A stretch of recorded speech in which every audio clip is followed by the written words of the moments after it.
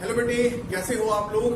Dear student, we are again extending courier welcome to you in our classroom. We are Pune study circle. बच्चों, आज हम अपनी practical portion को attempt करने जा रहे हैं। Before starting accounting curriculum we must be familiar with the thing which is very common throughout entire curriculum of accountancy, that is account. आज हम अकाउंट के विषय में अध्ययन करेंगे। अकाउंट क्या होता है, अकाउंट कितनी प्रकार के होते हैं, rule of recordings in particular kind of account. जब हम किसी पर्टिकुलर काइंड ऑफ अकाउंट में ट्रांजैक्शन को पोस्ट करते हैं जर्नल से, तो हमारा रूल क्या रहता है, और डिफरेंट काइंड ऑफ अकाउंट्स को by their name we will categorize into real, personal and nominal account. हर एक खाते को हम वर्गीकृत करेंगे कि किस प्रकार का, किस नेचर का वो हमारा अकाउंट कहलाएगा। सो आइए सबसे पहले लर्न करते हैं what do we mean by account. Account is traditionally identified as a format in T format. बेटे, ये एक प्रारूप है टी शेप के अंदर, टी फॉर्मेट के अंदर, जो ट्रेडिशनली ड्रॉ किया जाता है। और you may also define account is a particular page on which transactions of similar nature are posted from the journal in order to find out their net effect at the end of particular period। बेटे, एक विशेष अवधि के अंत में किसी विशेष प्रकार के लेन then के नतीजे को फाइंड आउट करने के लिए हम क्या करते हैं, जो हमारी खाता बही होती है, जो हमारी जर्नल होती है, ओरिजिनल बुक्स ऑफ अकाउंट होते हैं, उससे हर एक प्रकृति के जो लेन देन होते हैं उनको अलग अलग पेज के ऊपर ट्रांसफर कर लेते हैं। वो लेन देन किस प्रकार के हैं ये हम इस लेक्चर के माध्यम से जानेंगे। और जहां एक ही प्रकार के लेन देन को पोस्ट किया जाता है, रिकॉर्ड किया जाता है, उस पेज को या उस नोटबुक को या उस फॉर्मेट को हम क्या बोलते हैं, अकाउंट के नाम से बोलते हैं। ट्रेडिशनली आपको ड्रॉ करके दिखाते हैं। जो हमारे अकाउंट्स होते हैं वो टी शेप में होता है। दैट मींस वी डिवाइड एक page into two equal half. Page को हम टू इक्वल हाफ में डिवाइड कर लेते हैं। Very first column on the left half date, ये जो हमारा फर्स्ट कॉलम होता है that is of date. Second column is that of particulars, यहाँ पर उन अकाउंट्स के नाम लिखे जाते हैं अपोजिट अकाउंट्स के जिसकी वजह से वो ट्रांजेक्शन हमारी क्रिएट हुई है। फिर हमारा है लेजर फॉइल नंबर, मतलब जब जर्नल से हम ट्रांजेक्शन को लेजर में लेके आते हैं तो लेजर में हम जर्नल फॉइल नंबर लिखते हैं, लेकिन जर्नल के अंदर हम वहां लेजर फॉइल लिखते हैं जहां पर ट्रांजेक्शन को रिकॉर्ड किया गया था। वो लेजर फॉइल लिखा कब जाता है, जब ट्रांजेक्शन को पोस्ट किया जाता है। एक साथ दोनों कॉरिकुलम फिल किए जाते हैं। लेजर में लिखते हैं कि जर्नल की कौन से पेज से वो ट्रांजेक्शन यहाँ पोस्ट की गई है, और जर्नल में लिखते हैं कि लेजर की कौन से पेज पे वो ट्रांजेक्शन हमने पोस्ट की है। सो ये हमारा रहेगा जर्नल फॉइल। फिर हमारा रहेगा अमाउंट डेबिट, ये जो हमारा लेफ्ट हैंड साइड पोर्शन है इसको हम डेबिट साइड बोलते हैं। ये जो हमारा राइट हैंड साइड पोर्शन है सेम फॉर्मेट हम यहाँ ड्रॉ करेंगे, date, particular, journal folio and amount. इस फॉर्मेट को ही हम क्या बोलते हैं, दैट इज कॉल्ड अकाउंट। इस प्रारूप को ही अकाउंट हम बोलते हैं।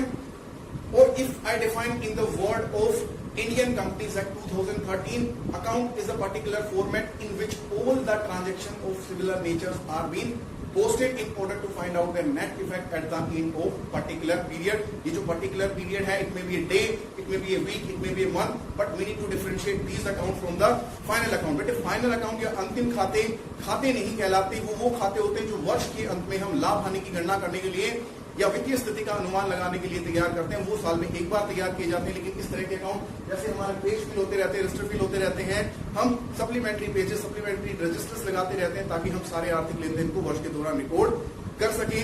आए अब हम अध्ययन करते हैं कितने प्रकार के खाते हमारे अकाउंटेंसी में पाए जाते हैं। We are having three types of account, real account, personal account and nominal account. इनको आप कहेंगे वास्तविक खाते, इनको आप कहेंगे पर्सनल अकाउंट या निजी खाते, इसको आप कहेंगे नाम मात्र के खाते। Now question arises, what are the accounts that are called real account. कौन से ऐसे खाते होते हैं जिनको हम रियल अकाउंट या वास्तविक खाते बोलते हैं। All the accounts related to assets, be they are fixed assets, current asset, tangible, intangible assets, are all called real account. वो सभी खाते जो किसी संपत्ति से संबंधित है, चाहे वो लैंड बिल्डिंग है, प्लांट एंड मशीनरी है, चाहे वो मोटर व्हीकल है, चाहे फर्नीचर है, चाहे हमारे फिटिंग्स हैं, चाहे गुडविल है, कॉपीराइट है, पेटेंट है, सॉफ्टवेयर, सारे के सारे जो हमारे अकाउंट्स हैं वो क्या कहलाएंगे, they will be called as real account. जो हमारा कैश होता है वो भी हमारा एसेट्स होता है, उसको भी हम रियल अकाउंट कहेंगे। बट पर्सनल अकाउंट जो बैंक होता है वो हम बैलेंस शीट में शो करते हैं, but that is going to be personal account, क्योंकि खाते हमेशा नाम के साथ ही ओपन किए जाते हैं, चाहे वो संस्था का नाम है, चाहे वो किसी व्यक्ति का नाम है। तो बैंक अकाउंट को हम पर्सनल अकाउंट मानेंगे, जबकि बाकी सारे के जो हमारे एसेट्स हैं उसको हम रियल अकाउंट मानेंगे। रियल अकाउंट के केस में बेटे रूल क्या होता है, debit what comes in and credit what goes out. जो भी हमारे व्यवसाय में आती है संपत्ति तो उसको हम डेबिट करेंगे, जो संपत्ति हमारे व्यवसाय से जाएगी उसको हम क्रेडिट करेंगे। आए हम ये जानने का प्रयास भी करते हैं कि जब जर्नल एंट्री में इस आर्थिक लेन देन को लिखा जाएगा तब हम कैसे लिखेंगे। But the rule of double entry accounting system is that every transaction has to-fold effect involving at least to account with equal debit and credit. इसका मतलब कोई भी आर्थिक लेन देन होता है ना, उसके वो दो पक्षों को प्रभावित करता है, कम से कम दो खातों में या दो से अधिक खातों में दर्ज होता है, और उसका डेबिट और क्रेडिट इफेक्ट हमेशा इक्वल ही होता है। दोनों खातों का एक खाता डेबिट होगा, दूसरा खाता या दूसरे खाते क्रेडिट होंगे बराबर अमाउंट से। सो हम जानने का प्रयास करेंगे कि जर्नल में कैसे लिखेंगे। For example, Ram boat machine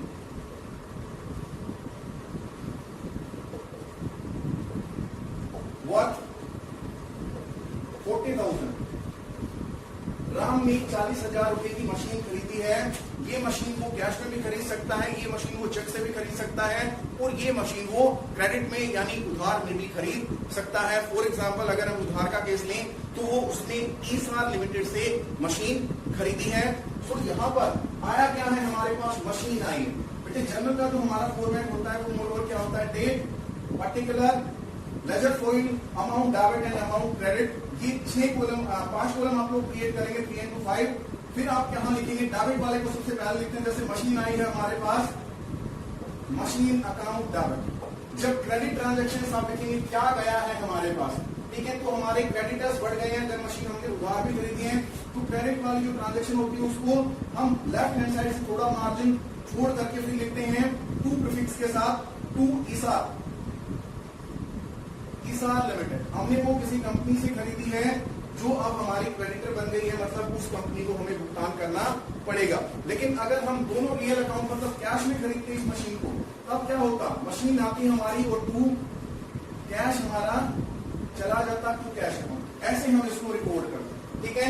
जब इसको पोस्ट करेंगे मशीन अकाउंट में भी जाएगा और ये हमारा कैश बुक में भी जाएगा। लेकिन पोस्टिंग होती कैसे है, जैसे मशीन अकाउंट जर्नल एंट्री में डेबिट हुआ है, सो मशीन अकाउंट के खाते में डेबिट साइड में जाएगा ये किस नाम से, अपोजिट नेम से, टू कैश। यहाँ जो डेबिट साइड होती है अकाउंट की उसमें हम हमेशा टू प्रीफिक्स यूज करते हैं, जबकि क्रेडिट साइड में हम बाय प्रीफिक्स हमेशा यूज करेंगे, चाहे कोई भी ट्रांजेक्शन है। कैश बुक के अंदर ये ट्रांजेक्शन कहाँ जाएगी, क्रेडिट साइड में जाएगी, किस नाम से जाएगी, बाय मशीन। दैट मीन्स हमने मशीन खरीदी है जिसकी वजह से हमें भुगतान करना पड़ा कैश में। अगर यही ट्रांजैक्शन हम चेक के माध्यम से पेमेंट करते तो हम यहाँ क्या करते हैं, टू बैंक, बैंक हमारे पास से चला जाता और मशीन हमारे पास आ जाती। In this way you have to record. So I am sure that you are clear with the real account. Real account वो सारे के सारे खाते होते हैं जो एसेट से संबंधित होते हैं, संपत्ति से, अधिकार से संबंधित होते हैं। ऐसे खाते में रूल क्या होता है, debit what comes in and credit what goes out.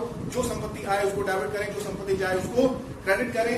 अब हम बात करते हैं second types of account, they are going to be personal account. Personal accounts और those account which are in the name of a natural person, artificial person और representative person. कोई भी ऐसा खाता निजी खाता कहलाता है जो या तो किसी व्यक्ति के नाम से है या किसी संस्था के नाम से है या कोई रियल अकाउंट, लेकिन उसके साथ हमने एक प्रीफिक्स यूज कर रखा है जो आउटस्टैंडिंग हो सकता है, प्रीपेड हो सकता है, अक्रूड हो सकता है, अनअक्रूड हो सकता है। दैट मीन्स वो ट्रांजेक्शंस जिनको हमने इनकर तो किया है करंट ईयर में, जैसे हमारे पास इनकम और एक्सपेंस होते हैं, जैसे प्रीवियस ईयर की इनकम हमें इस साल में मिल गई, या इस साल की इनकम हमें अगले साल मिलेगी, या अगले साल की इनकम हमें इस साल में मिल गई, पिछले साल का जो एक्सपेंस था इस साल पे किया, इस साल का एक्सपेंस अगले साल पे करेंगे। इस तरह के जो एक्सपेंसेस होते हैं आउटस्टैंडिंग, प्रीपेड, अक्रूड, अनअक्रूड, वो सारे के सारे हमारे रिप्रेजेंटेटिव पर्सन अकाउंट कहलाते हैं। पर्सन अकाउंट के केस में रूल क्या होता है बेटे, debit the receiver and credit the giver. जिस व्यक्ति को जिस संस्था को मिलता है उसको डेबिट करें, जिस संस्था के द्वारा भुगतान किया जाता है, जिस व्यक्ति के द्वारा भुगतान किया जाता है उसको हम हमेशा क्रेडिट करें। Debit the receiver and credit the giver. तो जो रिसीवर है उसके खाते में हम डेबिट साइड में लिखेंगे किसके नाम से, जिसने पे किया है उसके नाम से, और जिसने पे किया है उसके खाते में हम क्रेडिट साइड में लिख लेंगे किसके नाम से, जिसको पे किया है। अब हम बात करते हैं पर्सनल अकाउंट हमारे 3 टाइप्स के होते हैं, नेचुरल पर्सन, प्राकृतिक व्यक्ति, आर्टिफिशियल पर्सन, कृत्रिम व्यक्ति, और रिप्रेजेंटेटिव पर्सन, प्रतिनिधि व्यक्ति। अगर यहाँ हम बात करें कोई भी प्राकृतिक व्यक्ति जैसे राम है, श्याम है, चाहे वो हमारा क्रेडिटर है, डेटर है। डेटर का मतलब वो व्यक्ति जिससे हमें पैसे लेने हैं, क्रेडिटर का मतलब वो व्यक्ति है, वो संस्था जिसको हमें पैसे देने हैं। बैंक व्यक्ति के नाम से ओपन किया जाता है। कोई कंपनी है जैसे Reliance limited, Tata consultancy services limited, sorry ये रिलायंस वगैरह जो होते हैं हमारे, ये हमारे आर्टिफिशियल होते हैं। जबकि हम नेचुरल पर्सन की बात करेंगे तो जैसे निकू है, सीता है, सोहन है, all these are going to be natural person account, जो किसी व्यक्ति विशेष के नाम से, किसी प्राकृतिक व्यक्ति के नाम से होते हैं, उन खातों को हम नेचुरल पर्सन अकाउंट कहते हैं। जबकि हम आर्टिफिशियल पर्सन की बात करेंगे तो हम बात करेंगे कंपनीज है, कोई ट्रस्ट है, कोई सोसाइटी है, जैसे वेस्ट सीनियर सेकेंडरी स्कूल। उसके बाद हम बात कर सकते हैं Reliance, Tata consultancy services, Coca Cola limited. All these are going to be artificial person account। जबकि हम नेचुरल रिप्रेजेंटेटिव पर्सन की बात करेंगे तो जितने भी हमारे आउटस्टैंडिंग है, प्रीपेड है, चाहे वो एक्सपेंस है, चाहे एडवांस इनकम है, प्रीपेड, एडवांस, अक्रूड, अनअक्रूड। अक्रूड का मतलब वो आय जो हमने अर्जित कर ली है लेकिन प्राप्त नहीं हुई है, अगले वर्ष प्राप्त होगी। अनअक्रूड का मतलब इनकम रिसीव्ड इन एडवांस। ये सभी रिप्रेजेंटेटिव पर्सनल अकाउंट कहलाएंगे, जहां आउटस्टैंडिंग, प्रीपेड, एडवांस, ये चीजें आपको जो इनकम या एक्सपेंस है या जो एसेट्स है उसके साथ आपको मिले, या पर्सनल अकाउंट के साथ ये वर्ड आपको जुड़े मिल जाए। फिर हम बात करते हैं नॉमिनल अकाउंट की। Nominal accounts are all those account which are related to income, expense, profit and losses. वो सभी खाते जो आय, व्यय, लाभ, हानि से संबंधित होते हैं उनको हम नॉमिनल अकाउंट बोलते हैं। नॉमिनल अकाउंट के केस में रूल क्या होता है बेटे? Debit all the expenses and losses and credit all the incomes and gain. जो भी हमारे एक्सपेंस और लॉसेस हैं उनको हम डेबिट करेंगे। क्या क्या? Expense and losses. जो भी हमारे इनकम्स एंड गेन है या प्रॉफिट्स हैं उनको हम क्रेडिट करेंगे। This is the rule in case of nominal account. अब बात करते हैं नॉमिनल अकाउंट के एग्जांपल की। जैसे परचेज हमने गुड्स किए, वेजेस पे किए, सैलरी पे किया, एडवर्टाइजमेंट एक्सपेंस हमने पे किया, रेंट पे किया बिल्डिंग के लिए, इंटरेस्ट ऑन लोन पे किया, हमने कोई टेलीफोन, इलेक्ट्रिसिटी के बिल पे किए, यूटिलिटीज के बिल पे किए, ट्रैवलिंग एक्सपेंस पे किया, एडमिनिस्ट्रेटिव एक्सपेंस पे किए। ये सारे के सारे हमारे एक्सपेंस अकाउंट होते हैं। या जो हमारी कॉस्ट ऑफ गुड्स सोल्ड होती है वो भी हमारा एक्सपेंस ही होता है। और लॉसेस हमारे क्या होते हैं? जैसे हमने फिक्स एसेट्स को सेल किया, वहां पर लॉस हो गया, किसी कंपनी के शेयर खरीद रखे थे उसको बेचा तब लॉस हो गया हमें, या हमारे इन्वेस्टमेंट की मार्केट वैल्यू हमारी बुक वैल्यू से कम हो गई, वो सारे के सारे लॉसेस हैं, वो भी हमारे नॉमिनल अकाउंट के डेबिट साइड के अंदर लिखे जाएंगे। फिर बात करते हैं इनकम्स के अकाउंट। जैसे हमारी सेल्स होती है, इंटरेस्ट रिसीव हो गया, डिविडेंड रिसीव हो गया, स्क्रैप सेल कर दिया हमने, या हमने कोई इस प्रकार के ओल्ड न्यूज़पेपर्स, मैगजीन्स वगैरह सेल कर दी, या कोई एसेट्स को सेल किया, वहां हमें गेन हो गया, प्रॉफिट हो गया, तो उसको भी हम क्रेडिट साइड में रिकॉर्ड करेंगे। ये हमने स्टडी किया है आज अकाउंट्स के बारे में, अकाउंट्स में रिकॉर्ड करने के रूल के बारे में, अकाउंट के फॉर्मेट के बारे में, जर्नल के फॉर्मेट के बारे में, और जर्नल के अंदर ट्रांजेक्शन को कैसे रिकॉर्ड किया जाएगा और उस ट्रांजेक्शन को कैसे पोस्ट किया जाएगा।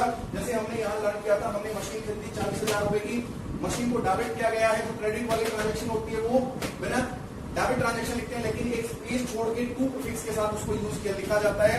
अगर हम क्रेडिट पे खरीदते तो उस व्यक्ति का नाम आता है जो हमारा क्रेडिटर क्रिएट हुआ।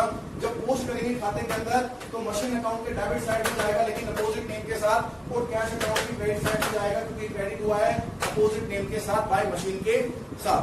This is all about account, types of account, rule of recording in the accounts. अब हम बात करते हैं कि मैं आपको नाम बताता हूं, आप कोशिश करें कि आपको पता लगे। जैसे कैपिटल अकाउंट है, capital account is a liability account. Liability account हमेशा क्रेडिट होते हैं, वो पर्सनल अकाउंट होते हैं। जो भी बैलेंस शीट होती है ना हमारी, उसकी लायबिलिटी साइड के अंदर सारे के सारे हमारे पर्सनल अकाउंट होते हैं, या रिप्रेजेंटेटिव पर्सनल अकाउंट हमारे मिलेंगे आपको।